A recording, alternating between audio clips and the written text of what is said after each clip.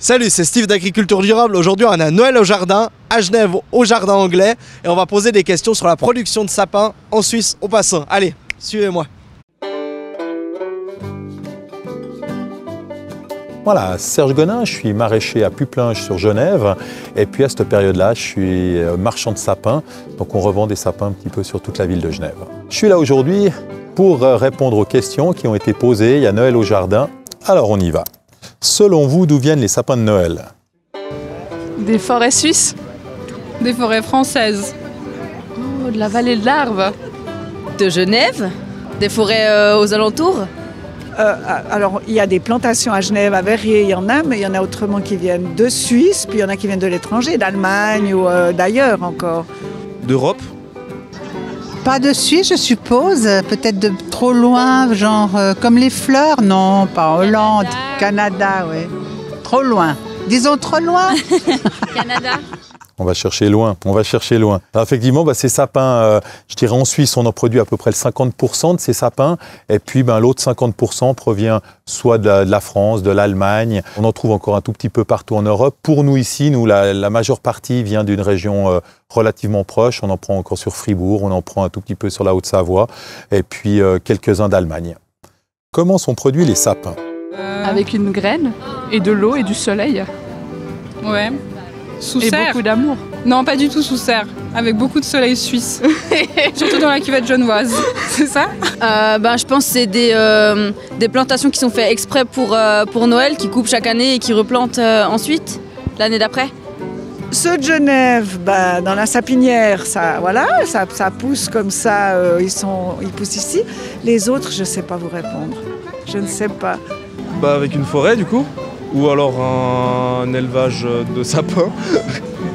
Des cultures de sapins, En France, je effectivement. sais que ça s'appelle des pépinières. Après, je sais pas si c'est pareil en Suisse. Voilà, donc effectivement, ces sapins viennent de pépinières. Hein. C'est des cultures maintenant. Hein. Ce n'est pas des sapins qu'on va prendre réellement en forêt, surtout quand on en achète des grosses quantités. Donc à ce moment-là, c'est des cultures de sapins, des pépinières de sapins. C'est des gens qui vivent d'une culture de sapins, comme moi, j'ai une de mes cultures de salade. C'est des cultures de sapins qu'on trouve un tout petit peu partout. Alors à la suivante. Lequel est le plus durable, le sapin synthétique, le sapin de votre producteur régional? Le sapin de notre producteur régional. Parce que du coup, on fait vivre l'économie locale et puis ça fait prospérer tout ce commerce cyclique. Le sapin naturel, je pense. Parce que le sapin synthétique, on va devoir racheter de la fausse neige ou des choses comme ça. Alors que le sapin durable, il est replanté chaque année. Donc de toute manière, on va pas faire de déforestation pour ça, quoi. Alors, peut-être le synthétique, parce que dans 10 ans, ça peut être toujours le même qu'il y a dans le salon. Même si je valide pas, j'aime pas. Mais comme le synthétique ne va pas rester 10 ans parce qu'on a envie de changement, ce sera sûrement pas le synthétique. Celui qui est synthétique. Je pense aussi, ouais. Il meurt pas d'une année à l'autre. Du coup, on n'a pas besoin d'en racheter, je pense. Ouais. Naturel local qu'on laisse dans la terre et qu'on laisse pousser d'année en année. Dans un pot qu'on prend chez soi et on peut le reporter pour... En tout cas, pas le synthétique, ça non. Parce que Noël, c'est une fois par année. Un synthétique, ça pollue. Et puis après, on les laisse traîner n'importe où et non. Effectivement, ce ne sera sûrement pas le synthétique. Hein. Les sapins synthétiques, ils sont produits bien au-delà de nos contrées. Donc on a meilleur temps d'acheter du sapin local. C'est vraiment de l'économie locale. On a des emplois qui sont créés grâce à ces sapins de Noël. Et puis évidemment que ce sapin local, il va aussi créer une certaine biodiversité dans ces pépinières. Malgré tout, c'est des pépinières où on a encore de l'herbe au sol. Hein. On va entretenir ça, évidemment, on va broyer l'herbe. À la limite, même le sapin qui ne sera pas utilisé parce qu'il n'est pas beau, il est tordu, il sera broyé sur place. Ça aide en tout cas à entretenir le sol. Voilà, et alors on prend la dernière. Quels critères votre sapin doit-il respecter pour que le Père Noël y dépose des cadeaux? Il doit être vert, avec des épines. Assez grand. Super dur, assez grand. Je sais pas dire quelque chose. Il doit être rempli de boules et de lumière. Ouais, avec une étoile en haut aussi. Voilà. Est-ce que c'est vraiment utile d'avoir un sapin pour que le Père Noël y passe? Voilà, on sait pas ça. Il faut qu'il soit touffu et très bien décoré.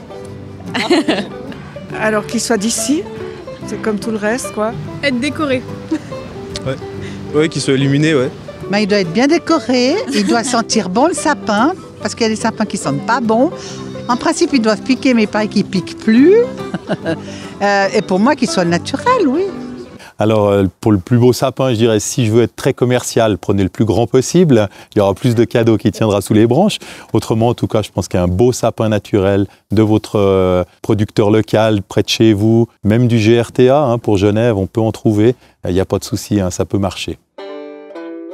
Voilà, en tout cas, c'était des belles réponses. En tout cas, je suis heureux de voir que les gens étaient conscients que le local, c'est quand même mieux, pas uniquement pour le sapin. Hein. On est pour tout comme ça, hein, aussi bien les céréales, aussi bien les légumes, pour tout, hein, les fleurs. Pensez à consommer local, ça c'est une bonne chose.